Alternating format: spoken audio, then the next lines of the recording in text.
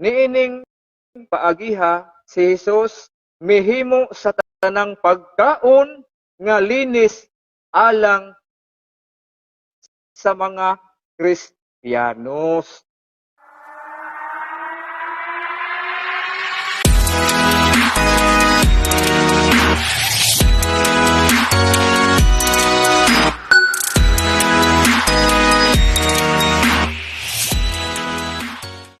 San Marcos Kapitulo 7, versikulo 18 hangtod sa 19.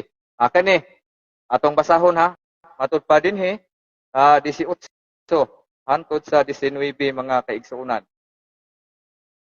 Ang inyong panabot, isugod lang nato ni sa versikulo 14 mga kaigsuunan. Ang uluhan ni ini, ang makahugaw sa tawo. Ang uluhan, ang makahugaw sa tawo. Unsa ang makahugaw sa tawo? Ang pagkaon ba? Atong basahon aron atong masayran mga kaigsuunan. Giingon din sa 14, unya gipaduol pag-usab ni Hesus kaniya ang panon sa katawhan og giingnan sila. Pamati kamong tanan og sabta ninyo ini. Bisan unsa nga mosulod sa baba sa tawo, dili makahugaw kaniya. Ang makahugaw sa tawo mao kadtong mugula gikan kaniya. 17. Sa dihang mibiya na siya sa panon sa katawhan ug misulod sa balay, gipangutan na siya sa iyang mga tinun-an mahitungod sa maong panultihon. Mitubag si Hesus kanila. Ang inyong panabot sama sa uban, wala ba di ay kamo makasabot? Bisan unsa nga mosulod sa baba sa tawo, dili makahugaw kaniya.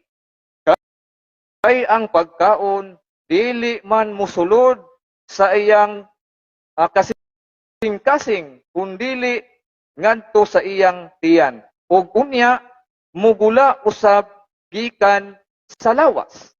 Sa pagsulti ni Hesus niini, iyang gipahayag nga mahimong kanon ang tanang pagkaon.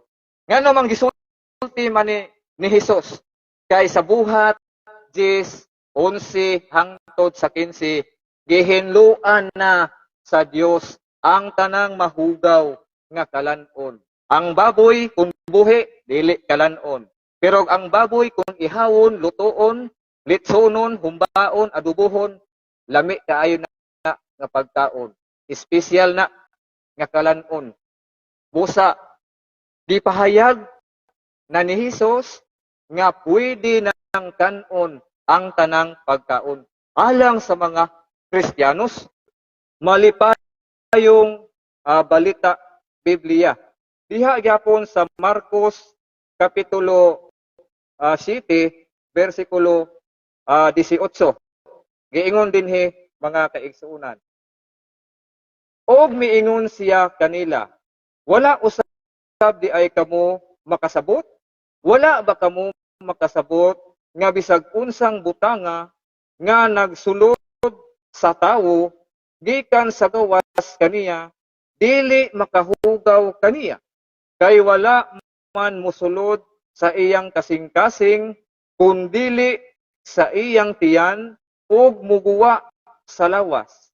Niining paagiha si Hesus mihimo sa tanang pagkaon nga linis alang sa mga Kristiyanos. Tinaw mga kaigsuunan nga gipahayag ni Ginoong Hesus nga mahimo ng kanon ang tanang pagkaon. Nganuman, sa buhat 10:11-15, gihinluan na sa Dios. Ayaw isipa nga mahugaw ang bisan unsa nga gihinluan na sa Dios.